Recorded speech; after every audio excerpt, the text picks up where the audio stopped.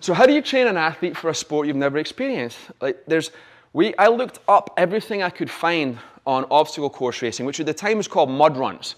Right? You may be familiar with that term. It's called mud runs.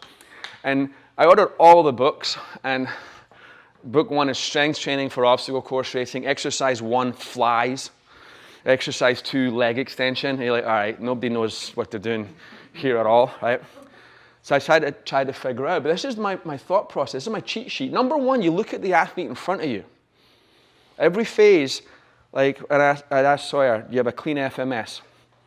Come to me with a clean FMS, I can train you. You don't have that, I have to fix you, right? Then you understand the specific requirements of the sport itself. First the athlete, second the sport. We don't start with the sport. Then I look at the strength requirements for the sport. Strength training is obviously important because the males will beat the females in almost every sport, right? Even in long distance running, so strength's still a component, but we have to develop other stuff. Then I look at the work to rest ratios. If you're working with a boxer, it is 3 minutes on, 1 minute rest.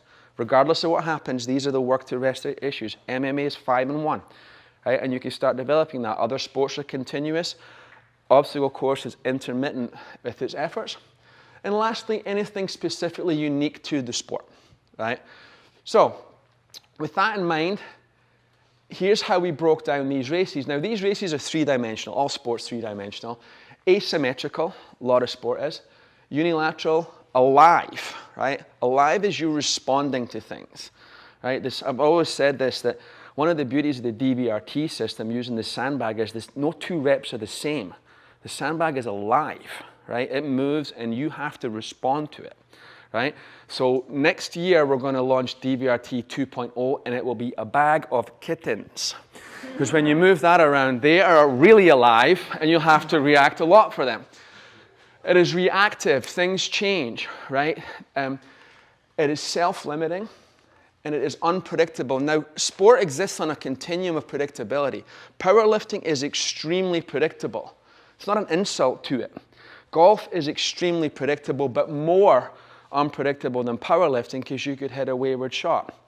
Track and field, there's only one reaction. Everything else is fixed, right? Tennis, mixed martial arts, boxing, they're unpredictable, but the surface doesn't change in the middle of the match. The weather doesn't come in. In the middle of we prepared our guys for the World Championships this year in Tahoe, and it was minus 27 degrees. Which we could not prepare for. We didn't get that ready, right? They'll close an obstacle, they'll change directions, you'll change surface, right? The shoe that works on the tarmac or on the gravel won't work on certain hills. So there's an unpredictability about it that you can't prepare for, but you just have to prepare for everything, right? It's like almost getting ready for a zombie apocalypse. You're like, what might happen here, right? And let's get ready for that.